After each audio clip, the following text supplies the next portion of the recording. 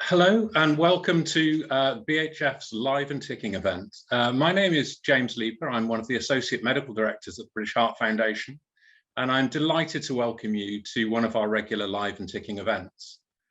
Over the last year, we've run monthly Live and Ticking events, and we've been delighted to introduce an audience to some of the life-saving research the British Heart Foundation funds. As we move towards the end of 2021, we thought it would be a good opportunity to review our key achievements of the year. And so we're going to take you through a whistle-stop tour of our great achievements during 2021. And then I'm going to introduce you to two of our brilliant scientists who've made excellent contributions during the year.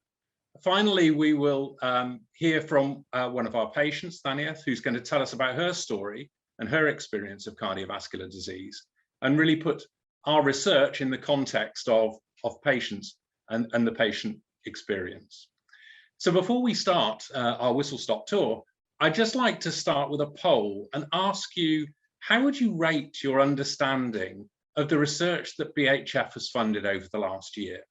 So we're going to run a poll now where you can rate from 1 to 5, with 1 being very low and 5 being very high, your understanding of BHF research. So we'll just give a few seconds while people can put their numbers into the poll. And of course, the object of the exercise today is that we'll get a higher number at the end of the Live and Ticking event than at the beginning. So I think that's the poll completed now. And we'll see what the average score of the audience today is. And the results have just come up. And so the highest score is for 3. 30% of people rated 3, so right in the middle. So the challenge I would put out to our speakers today is to raise that score from 3 to 5 with their exciting talks that they're going to present. I'm going to present a very quick now whistle-stop tour through the year, just to illustrate some of the amazing breakthroughs that our scientists using our funding have made.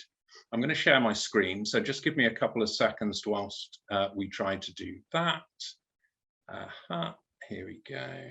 Share. And yeah. Let me just go back to the beginning. And if somebody on the BHF team could tell me if they could see my first slide, yeah, you can that see would be very helpful. Brilliant, thank you very much. So without further ado, I will introduce some of the highlights from 2021. We've done the poll question. So BHF funds a massive range of research that goes right from very basic molecules right through to patient trials and new medicines. The first big breakthrough was in a genetic breakthrough for an inherited heart condition. I'm going to tell you more about these as we go through. The second was a simple blood test that could detect a life-threatening aortic tear. So hopefully this will increase diagnosis and care of patients. We also funded work that led to a risk calculator to try to predict the impact of cardiovascular risk on heart attacks. We funded a study which used artificial intelligence, which is kind of the buzzword of the moment, to provide a faster, cheaper, injection-free way of imaging the heart. And finally, a new potential drug for the incurable condition of vascular dementia. And we're very excited about that as well. So just to move on to the first research, this was done by colleagues in Oxford. And we've known for a long time that there are genetic causes of a condition called hypertrophic cardiomyopathy. And this is a situation in which the heart expands and becomes less functional. We've known that there's a genetic cause of HCM for a long time, but we didn't understand why some patients with this faulty gene have a very severe disease and some don't have any disease at all. So research in Oxford has found the missing link now. So now we understand why this one gene defect can cause a whole range of different severities of disease.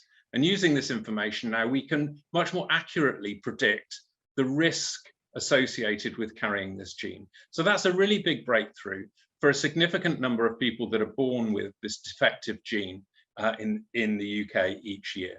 So that was the first breakthrough that we made. The second breakthrough that we made was in a condition called acute aortic syndrome. So this is where you get a tear in the aorta, and a tear in the aorta is your major blood vessel in the body. A tear to that blood vessel is a very, very serious acute condition, but it's very difficult to predict sometimes if somebody has had this acute aortic syndrome. So researchers found that there was a circulating molecule in the blood that could tell them when people had had this acute aortic syndrome. And so by doing a very simple blood test where we measure this molecule called desmosine, we can tell if patients have had AAS, and we can then speed their treatment and improve their outcomes from this life-threatening syndrome. Next, I'd like to just move on to SCORE2, which is a risk calculator, and we funded this research, which was published in the European Heart Journal, which is a risk calculator. And we all know that we hear a lot about cardiovascular risk factors, but how do you actually calculate for an individual what their risk might be? And this is really important because if you can calculate somebody's risk, you can target appropriate care for them. You can put them on medicines that will support them, whereas people that have low risk may not need to go on medication. So it's very important to understand an individual's risk. And the SCORE2 risk calculator is a great way of doing that, funded by BHF Research, and can now be rolled out across patient populations to really improve the care and the outcomes for patients. This is a whistle-stop tour. All of these stories are available on our website, and we will provide links if you would like to know more about them as we go forward. Moving on to an imaging breakthrough, we funded researchers to develop a technology that uses artificial intelligence to interpret scans of the human heart. And so you can see on the left-hand side here a patient going into an MRI scanner, and on the right-hand side you can see the very complex images that the scanner can produce of the heart.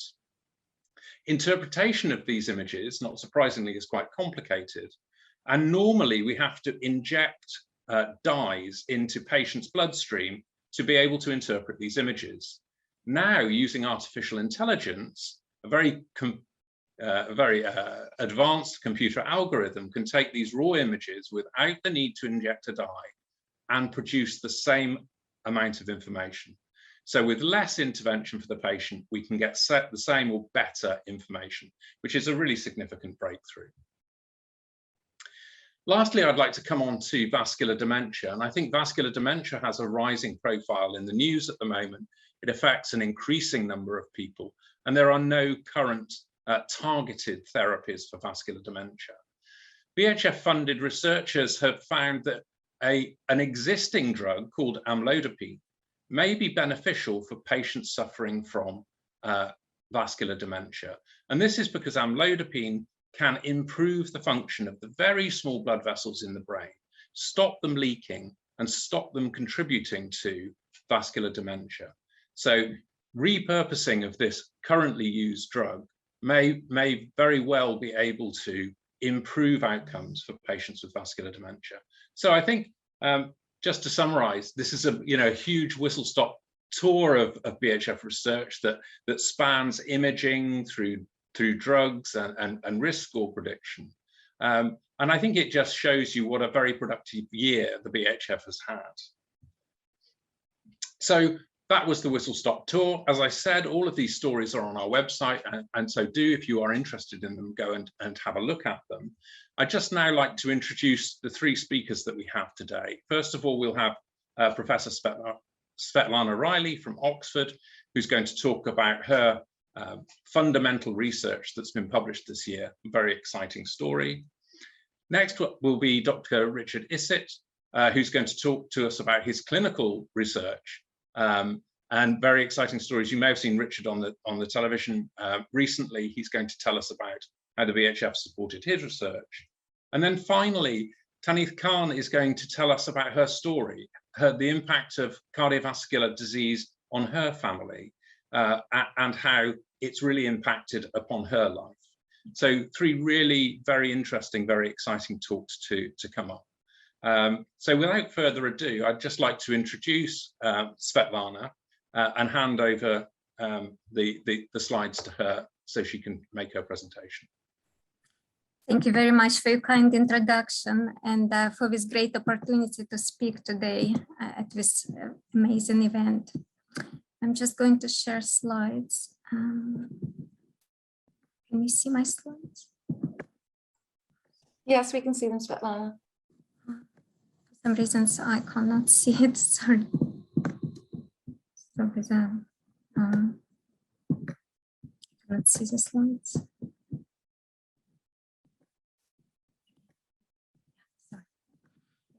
So I'm going to talk today about our new research that was published last year in Nature journal, and the main focus of our group research is on atrial fibrillation and cardiac fibrosis. Just as a matter of introduction, I was born in Russia and graduated in general medicine, and practiced as a general physician for over 7 years before relocating to the UK in 2005. Where I first started my clinical experience and first exposure to heart research with Professor Donald Singer in Coventry, in Warwick University, and then relocated to Oxford to begin my PhD with Professor Barbara Cassidy, and was subsequently funded for fellowships to pursue my interest in atrial fibrillation and cardiac fibrosis. I'm now based at Oxford and leading my research group shown here, and we focus, as I mentioned before, on atrial fibrillation and cardiac fibrosis. So to begin with, I would like to remind ourselves what atrial fibrillation is. The best probably approach is to look at a normal sinus rhythm. A normal sinus rhythm is 60 to 100 beats per minute, and as shown on this animation, electrical activity in a normal heart originates in upper chambers of the heart in the atria and spreads to the ventricles, causing organized contraction. In atrial fibrillation, it's a totally different picture. Electrical activity in the heart, shown in yellow, is disorganized and chaotic, and it makes atria to fibrillate rather than contract. Therefore, atrial fibrillation is irregular rhythm. Why do we need to study atrial fibrillation? Because atrial fibrillation is a major clinical problem affecting over 33 million people globally, and its therapy is unfortunately suboptimal. The most successful therapeutic options for atrial fibrillation, cardioablation, is only successful in around 60% of cases. And of course, it's a huge financial burden on our NHS resources. Now it's time for the first poll question, and I would like to ask you, how many people in the UK affected by atrial fibrillation? What do you think?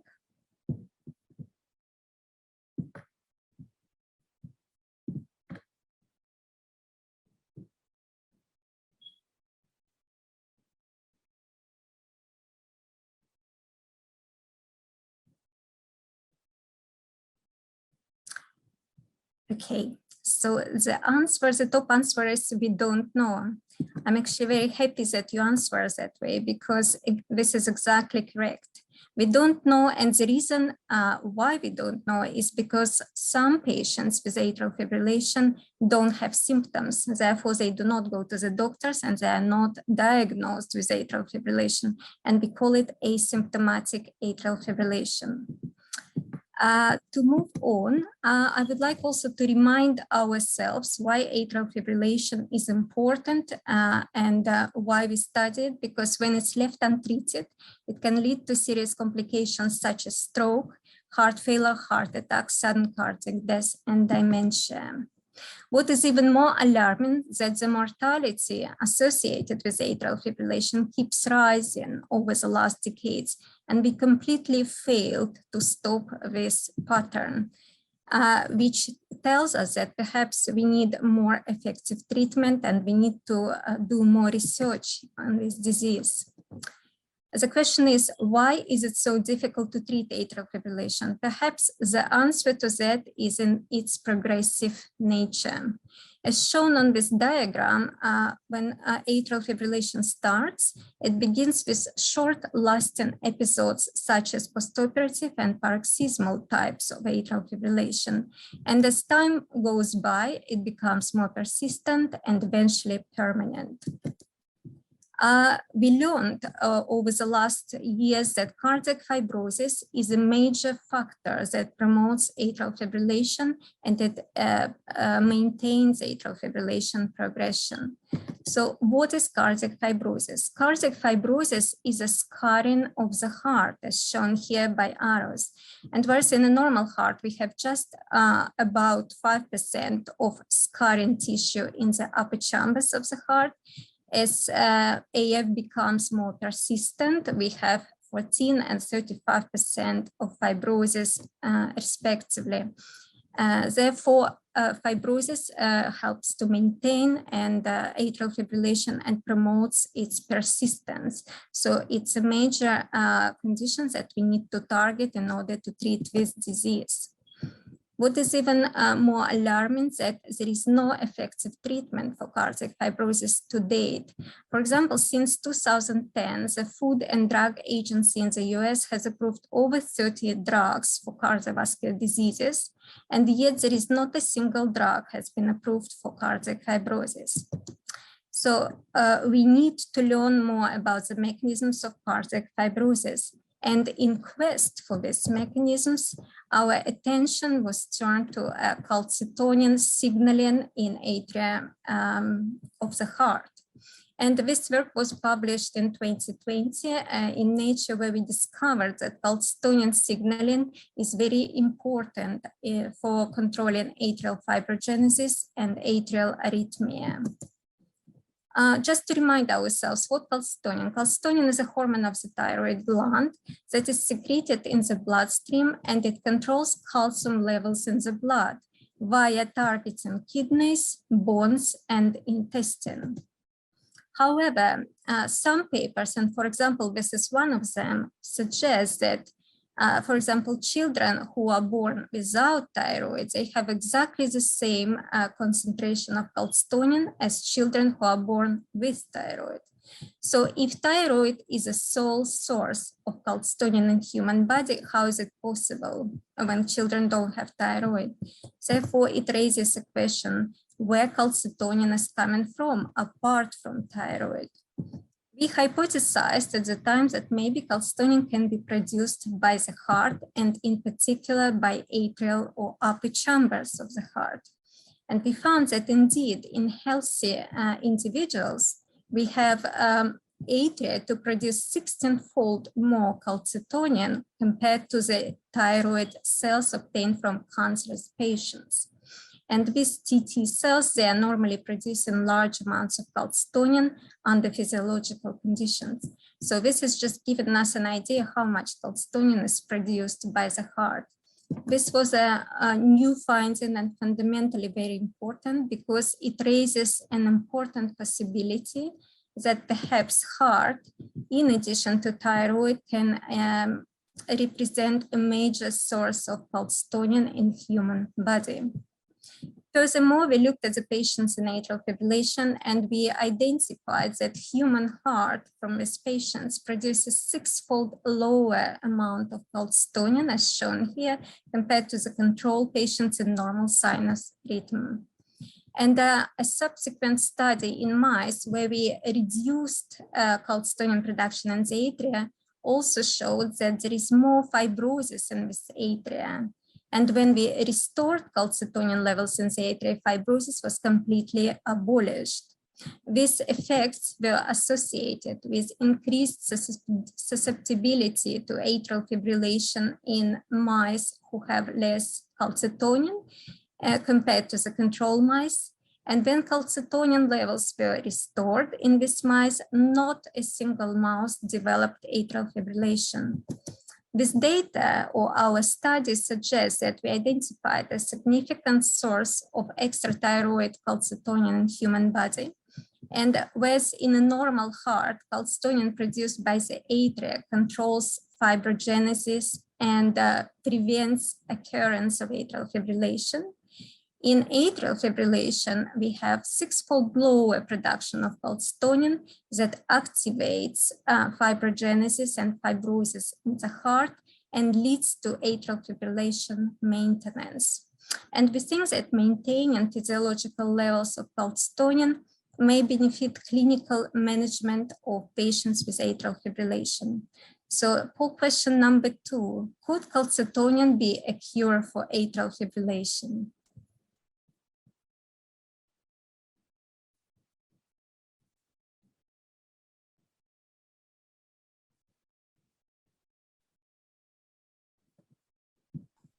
This is the wrong question. I'm sorry, Svetlana, this is the wrong poll.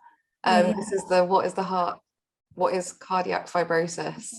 Yeah, it's the next one. Yeah. Oh, so sorry about that. That's okay.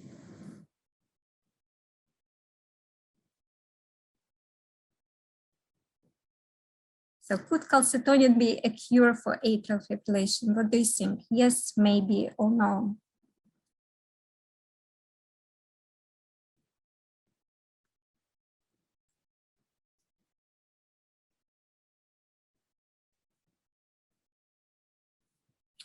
Oh, thank you very much. So most of the attendees said maybe.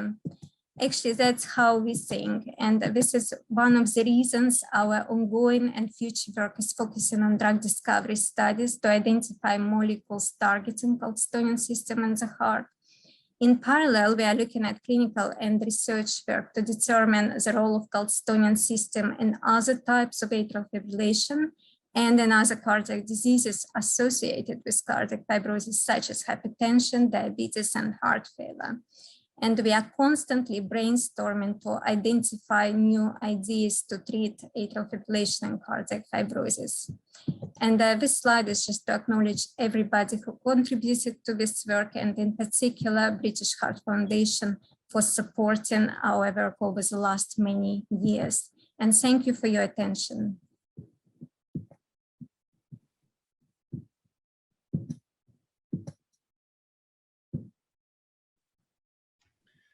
So thank you very much, Svetlana. That was a wonderful talk, and really illustrates actually the power of fundamental science to address important questions. We're going to, talking of questions, we're going to take questions at the end of the session after all three speakers have given their presentations. You can always constantly update questions into the chat box, and we will make a note of those for later. So without further ado, I'm going to move on now to our second speaker, Dr. Richard Issitt, who's going to speak to us about some of his potentially life-saving clinical research that the BHF have been fortunate to support over the past years. Over to you, Richard. Thanks very much, James. Let's get some slides up. You could.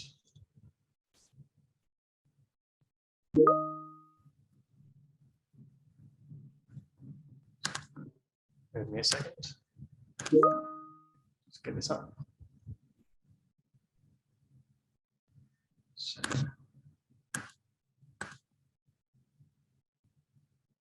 Here we go. So I'm going to talk about crossing boundaries. And this is as much in terms of a professional point of view as well as the research. So just to give you some idea, what is a perfusionist? And what we're going to talk about is, first of all, something that I'm sure that many of you have never heard of. Most people actually within the cardiac surgery fraternity don't actually know what a perfusionist is, so I'm not expecting people in this call to understand it. And then how do we get involved in research? What do we do? And how has this led to what we consider a fairly major breakthrough within transplant surgery? So what is a perfusionist? Well, when you first hear the term, there are two things that come to mind. First, of somebody that's looking after perfumes, but rarely do we smell that sweet.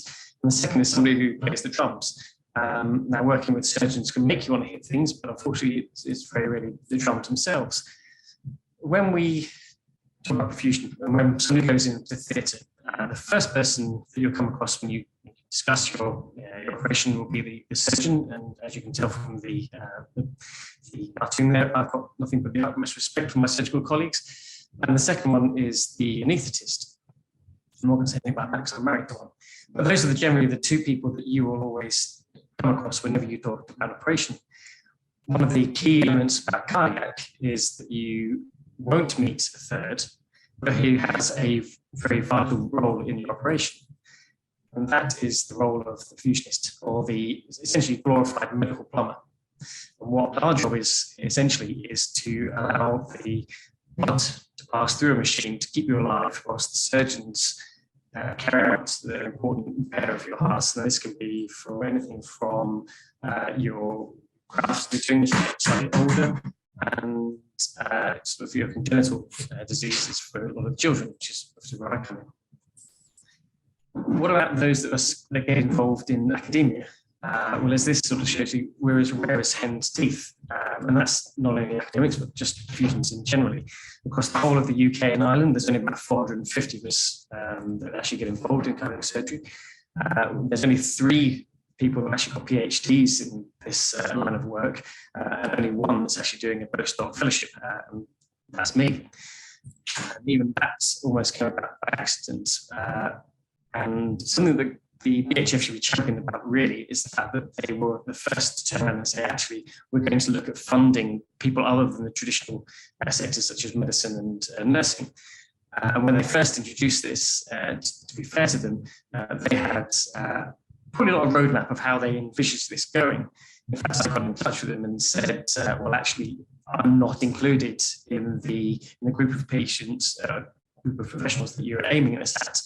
My qualifications don't quite fit, but I think I would fit quite well in this role. So could I be included?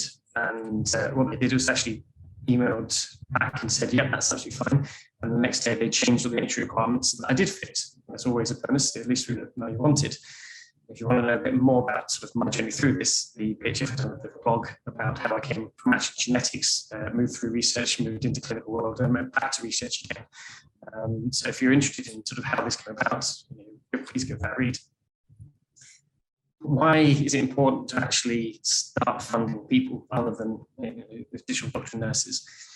Well, as we know more about the human body, about the sort of fundamental sciences that get involved in a lot of the cardiac research, and as we've already heard about a lot of the advances in artificial intelligence and machine learning, you're going to need professionals that sort of bridge the gap between these subspecialties and the clinical area. So, for example, we need somebody who can take the data, run it within the labs, get results, be able to interpret those results, then design the secretary that we need to then bring that back into the clinical world. And that's effectively what my role is, to go from bench to bedside. So I talked about crossing boundaries, and the major boundary that we're looking at crossing out is the ABO blood group. So all of us have got a blood group, whether it be A, B, AB, or O.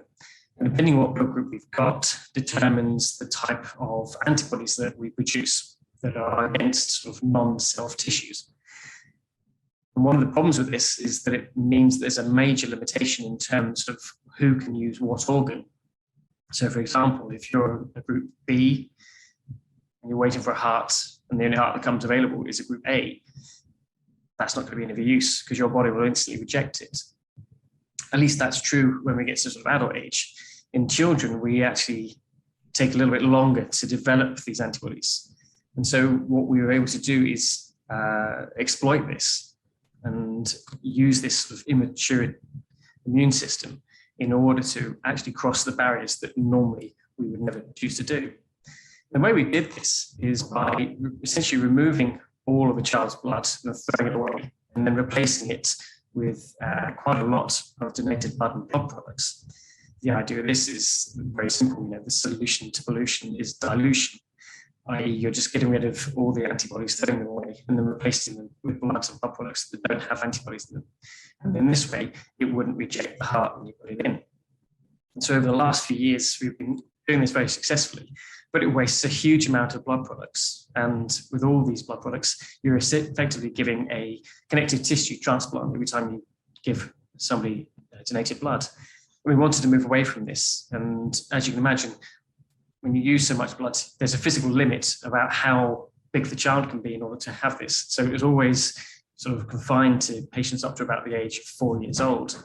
So what we did was then look at how we could remove this dependence upon blood products. So what we did was develop a way of using something called an immunoabsorption column, which is this thing on the right. And all that's doing is using specific beads that are coated in a carbohydrate, essentially, that mimics the human antigen, so the element on the cell that attracts these antibodies. And we put this into the bypass circuit itself. So this is the system that I tend to use every day. It looked very complicated. And things you've got to remember with this is that when you have a genius, they make a very complex idea look very simple. We're the opposite. We make very simple ideas look incredibly complex, which tells you all you really need to know about us. But there you can see it just back in the middle. And what this allowed us to do is essentially connected to the patient. We would then split blood and the plasma itself, which contains all the antibodies. From this, we could take out the antibodies, recombine it with the rest of the blood, and then pump it back into the patient. So there's no need to use all these blood products. And so what we've done over the last 5 years is start looking at how we can use this. And all this is doing, as I was saying, is the blood and the plasma passes through this column, and we are specifically taking out those antibodies that will end up causing rejection. And what we were able to show by this, and this was published earlier this year in the Journal of Heart and Lung Transplantation, is that by using this technique, we've managed to double the age range of patients that we're able to treat. So we're now looking at patients up to around 8 to 9 years old. So we've essentially doubled the amount of organs that are available for small children. And whilst we've done this, not only has it we massively reduced the amount of blood they use, but also we've shown that actually it can take down the antibody levels far better, and you avoid the rebound effect that you can see in the yellow, which is our previous technique. So it almost works better than before. And moreover, the patients have all survived. There have been no reoperations, and we're actually tentatively, touch wood, hoping that this is a real sort of revolution in terms of what we can do. And this has made a massive difference to the people who do it. And hopefully, if I do this now, you should be able to see a patient called Lucy, who was featured on the BBC earlier this year and has become the oldest patient in the world to actually undergo an ABO-incompatible heart transplant. At the age of 8, it was thought Lucy was the oldest child in the world to receive a donor heart that didn't match her blood type. She's able to do everything that other children can, whereas we've never had that. She's never been able to do everything that other children can do. So this is the heart-lung bypass machine. You've got the artificial heart, the artificial lung. If we come back up here, this is the new addition, which is allowing us to do mismatched heart transplants in more patients than ever before. More transplants, thanks to new research here at Great Ormond Street Hospital, means more lives saved. Traditionally, what we used to do is drain the patient's blood and throw it away and replace it with 3 times their circulating volume with donated blood and blood products, which can go into litres. What this technology does is allow us to target the particular antibodies that then could cause rejection and not use that amount of blood. For children like Lucy, that's ending years of waiting for a donor. She was born with a congenital heart defect, diagnosed at just 18 months. After her 4th birthday, she was told she needed a transplant, finally performed thanks to this new research 3.5 years later. It meant that Lucy wasn't waiting as long as she had to. I mean, the thought of having to wait any more years, if we were still waiting now, I don't know what the effect on our mental health and our family life. The fact that this new research and this new development means that they can do more transplants on children is just amazing, and it's going to make such a difference. Until now, the wait for a donor has been twice as long among children and babies. I mean, what this means is that we can double the age range of the patients we can offer it. So we've expanded that donor pool that is available to them, so they've got a chance of getting a heart quicker and not laying on a waiting list for so long. So the wait for the children and their families is much reduced. Exactly, yes. The team here at Great Ormond Street Hospital have now performed heart transplants using this device on 10 children. All have survived with no need for retransplantation or any additional time spent in hospital. Lucy has made a good recovery and for the first time is able to have a normal, happy childhood. She's doing fantastically. Her new heart is working fantastically. All the scans and tests and everything she's had have shown that everything's brilliant. So we've got a future now. We just can't put into words how amazing it is that we've, you know, another chance at life. Right now, around 50 children in the UK are waiting for a heart transplant. This technique will help to bring that number down. As for Lucy, she now wants to climb a mountain and is looking forward to going on holiday to Italy next summer. Alistair Fee, BBC News.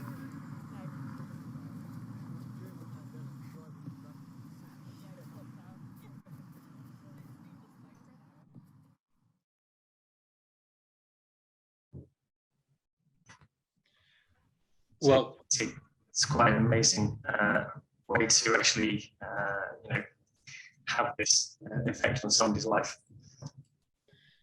So thank you very much. Oh, sorry. And that was a couple of years ago now. She is just turned 10 years old. So Richard, that absolutely fantastic. What a lovely story. And thank you also for giving us a snapshot into your working environment and what it's like to actually be a perfusionist. Brilliant story. Please, if you do have questions, post them in the chat box, and hopefully we'll be able to put a few of your questions to Richard later on. So in the interest of time, I think we should move on to our final presentation today from Tanith Khan, who's going to talk to us about her personal experience of suffering from a genetic heart condition. She's coming on today to talk about her personal experience. Bill Snadden is going to come on to support her telling her story. So without further ado, I'd just like to thank Tanith for coming on today and also hand over to her and to Bill. Thank you. Thank you, James. Thank you. Hello, Tanith. Hello. Thank you for coming on today, Tanith, and sharing your story. Are you able to take us back to that moment when you were 14 and tell us how you came to be diagnosed with hypertrophic cardiomyopathy? So my younger brother, he was in secondary school, and at school, taken into hospital, and that's when he was diagnosed with cardiomyopathy. Mom was told to bring the rest of the children and get us checked at the children's hospital. So I remember going to my appointment. I had a long appointment with Mom, and at that moment, the scans, echo, and the ECG, the consultant was in that room, and he told Mom that I was diagnosed well. I decided my two siblings, they were obviously diagnosed. At that point, that when they kind of understood that this was a family history of genetic condition, because my granddad, he collapsed at the age of 40 whilst he was washing his car. There was little awareness at that time about heart condition or anything, and then Mom was diagnosed when she was in her 30s. Auntie been diagnosed as well. So that's when I was diagnosed at the age of 14. I see. And you yourself didn't experience any symptoms until you're pregnant with your second child. Can you just tell us how those symptoms came to be a bit later on? Growing up, I was totally normal. I had my first totally normal. My second pregnancy, when I couldn't breathe, I had to sit and sleep because I couldn't lie down and sleep. There was a lot of high impact on my heart. Went into hospital and they kept me for about 6 to 8 weeks at the QE under a cardiologist specialist and a gynecologist. And then until I was born, I wasn't allowed to come home. I was constantly on a monitor. Okay. And you've mentioned to me previously how you haven't always found it so easy to talk openly about your health and the condition. But then your mum sadly passed away at age 42 from HCM, and then not long after that, your older brother, Bilal, had a sudden cardiac arrest at age 26. And this, I guess you found some courage after this, and you were able to speak more publicly about your health and the condition. Can you tell us how you came to find this courage and how you're talking more publicly now? I think growing up, Mum always said that just don't tell anyone, especially in the Asian community. If you're young and you're quite ill, you're just looked down upon. She once said that no one will marry you, so don't say that, you've got that. But growing up, I think you just have a little different insight to things. You think, you know, I don't think there's anything wrong with sharing my story or speaking, especially after losing Bilal. And I think it helped me, comforted me as well, speaking about my condition and how, what as a family we've been through, and just to help others as well, like going through similar experiences. And now you have 2 young kids, Abdullah and Aisha, who have been tested for the condition, and currently the gene hasn't been found. Understand you'll keep regularly checking in with their health over the next little while. If it comes to be that one or both of your kids do have the condition, how might you talk to them about their health?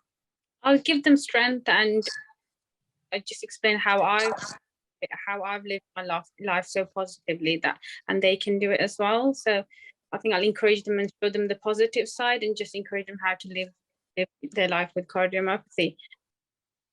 Yeah. And I should say the British Heart Foundation has benefited from your courage in speaking more publicly, as you have a big Instagram following, over 21,000 followers. You're a makeup artist, and you also use your platform to fundraise for the BHF and promote our research. So thank you very much for coming on today and sharing your story. And is there anything else you'd like to add while you're here? Thank British Heart for all the support and all the research they have done, and it's helped like myself. Thank you so much for everything. I should just say, but before we let you go, that you did have an internal defibrillator fitted after your brother passed away. How have you felt since that defib's been fitted, and how's your health now?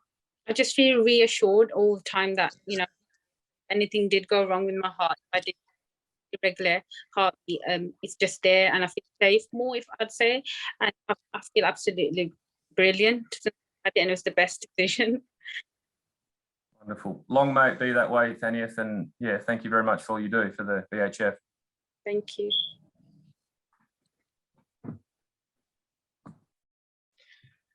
And just to add my thanks also to Tanith, it takes real courage to come on an event like this and talk about something as personal as cardiovascular disease.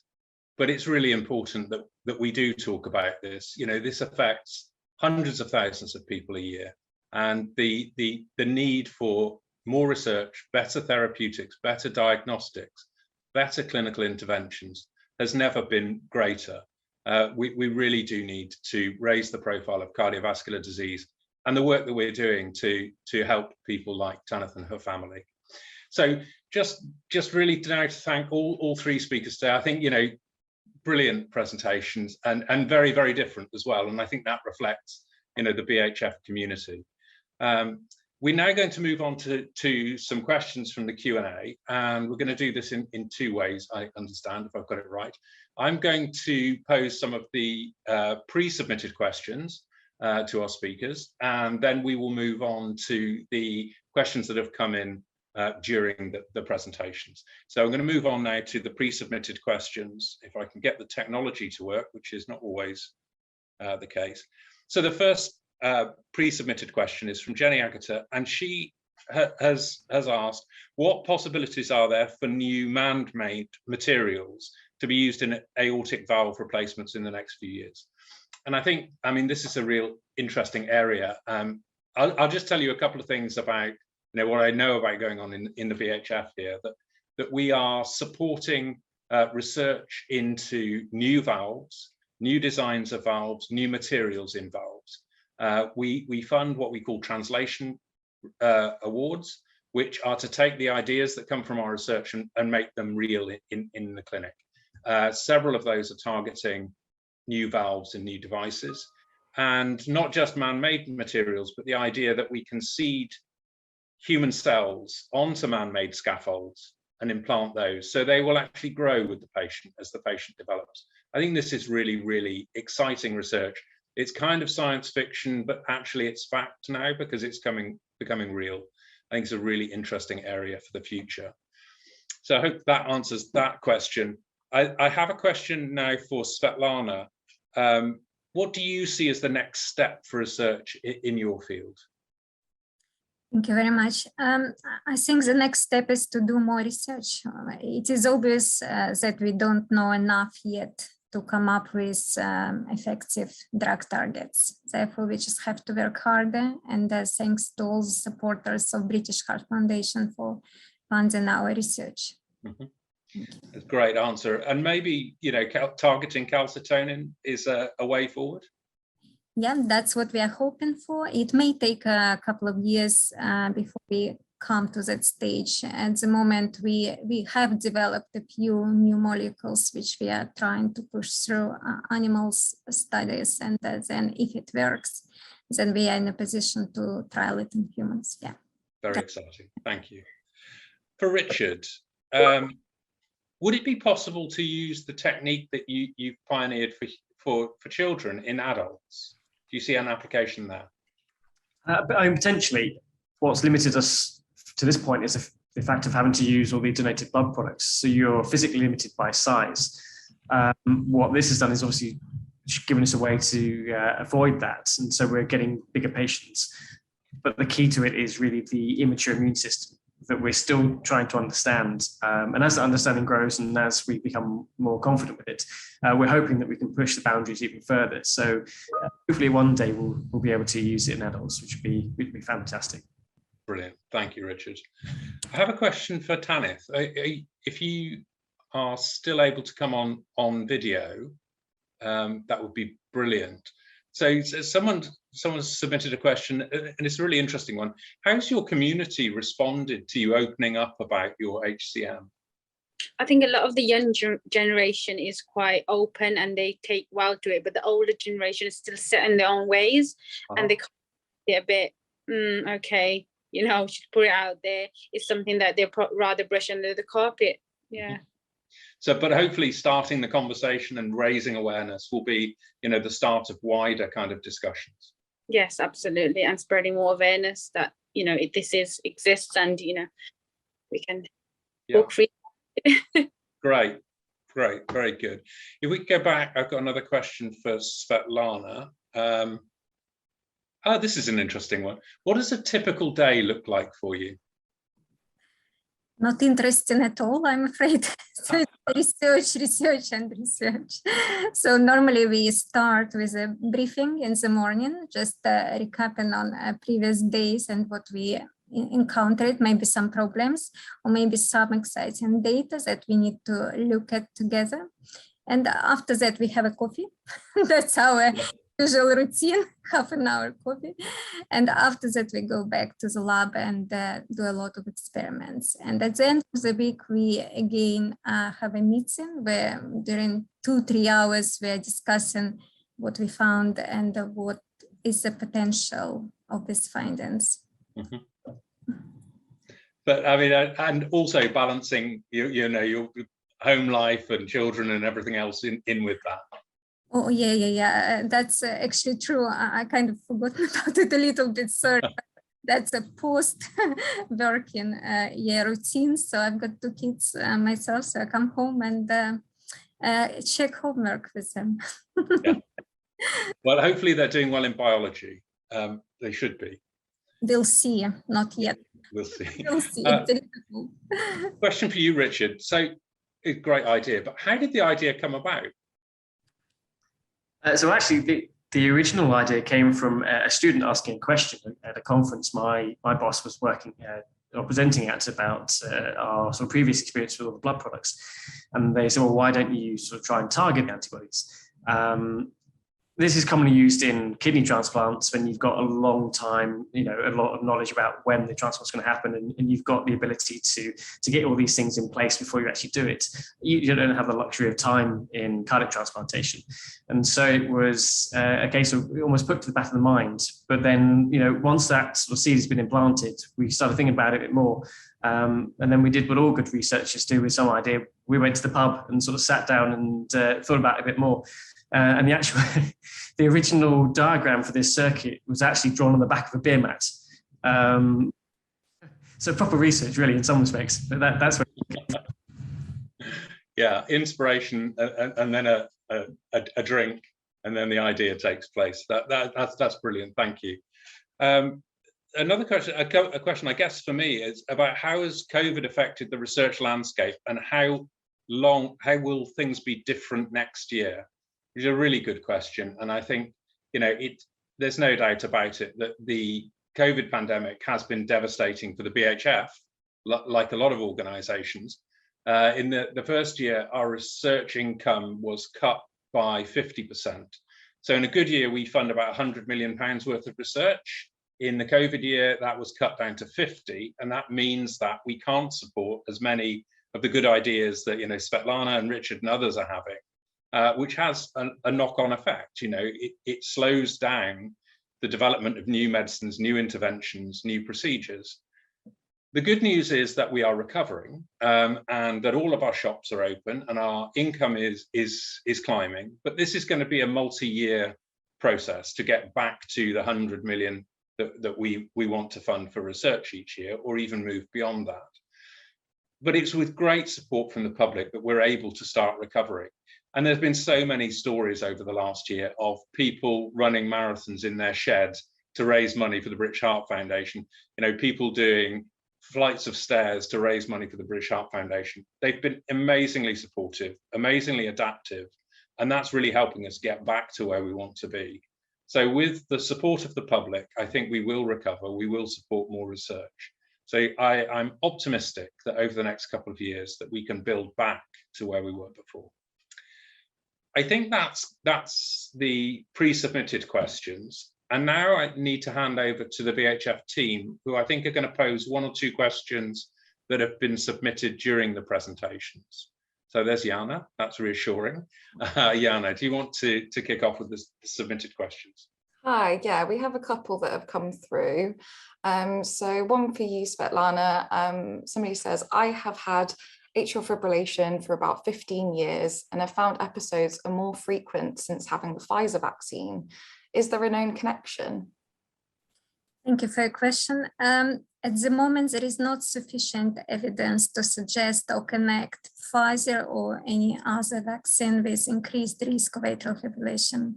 And therefore, patients with atrial fibrillation are advised to get vaccines as any other patient or any other individual.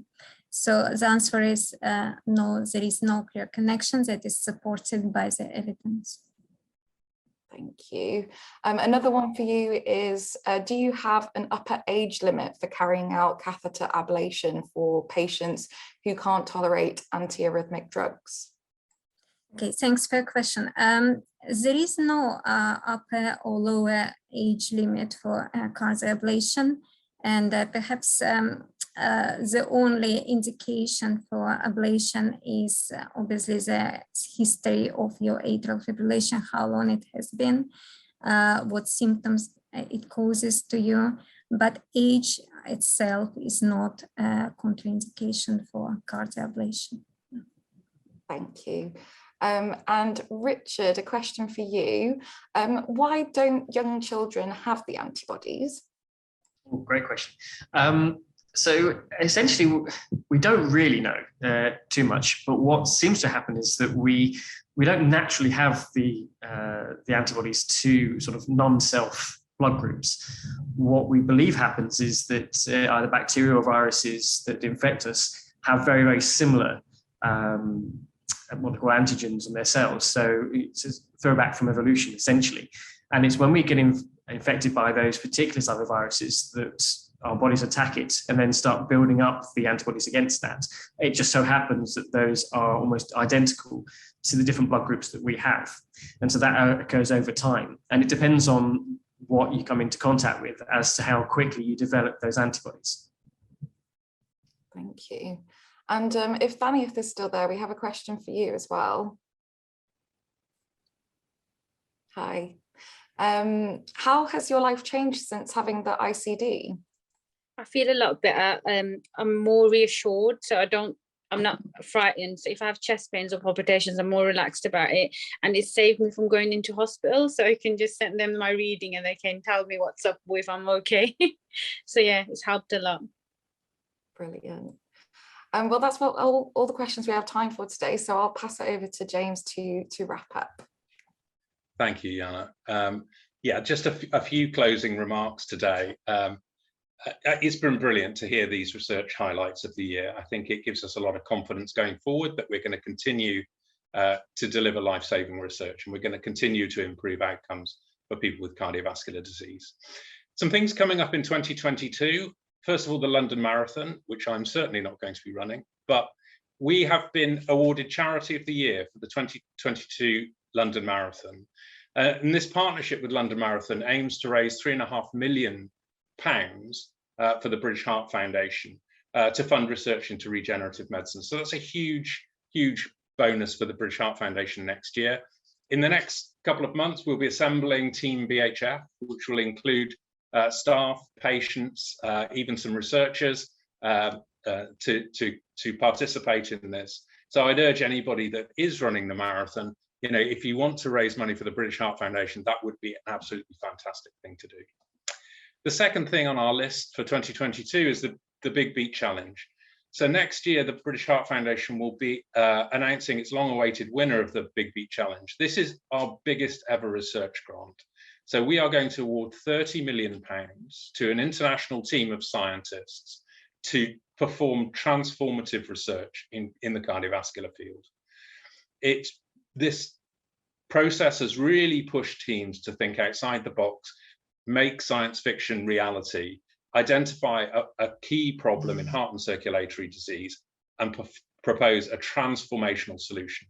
So that's going to be announced early in the next year. Please keep an eye on the British Heart Foundation website for that. We are so excited about it. We think it's a fantastic initiative for 2022. In terms of Live and Ticking, we'll be back in January with a Live and Ticking event focused on exercise and the heart, which is very timely given, you know, it'll be just after Christmas and we're all thinking about exercise. So Live and Ticking in January will focus on exercise and the heart. Details of these are being posted, I think, as I speak, in the chat box. So we need to come back and do the final poll. At the beginning, we asked you what was your level of understanding of the research that BHF has funded. We scored 3 at the beginning. Would you like now to enter your scores from 1 to 5, with 5 being the top, and we can see what impact we've had. So just waiting for this to come through now. I did challenge Svetlana and Richard at the beginning by saying that if the score goes down, they will have failed, but of course it didn't. And now the leading score is 5. So that's really brilliant. And I think, you know, it really validates putting these events on and getting these insights from the researchers who actually do the work. So that's fantastic. I've got, I think, 1 or 2 minutes before we have to go. So really just thank you for joining us today and hearing our brilliant speakers. I hope we've illustrated how your support helps, you know, develop the impactful science that the BHF is supporting. The event has been recorded and it'll be available on our website. So please, if you want to go back and check that, do. You can give us feedback and suggestions by completing the survey that will be sent by email. I've already said Live and Ticking is coming around again in January, 26th of January. We'll be talking about exercise. And if you haven't signed up up to our website, we're going to put a link in the chat now so that you can sign up. Finally, in the last minute, I'd just like to wish you all a very safe and restful Christmas break. I hope that we all stay safe and healthy over Christmas. We look forward to engaging with you again in the new year. Lots to look forward to. And thank you again for joining us today.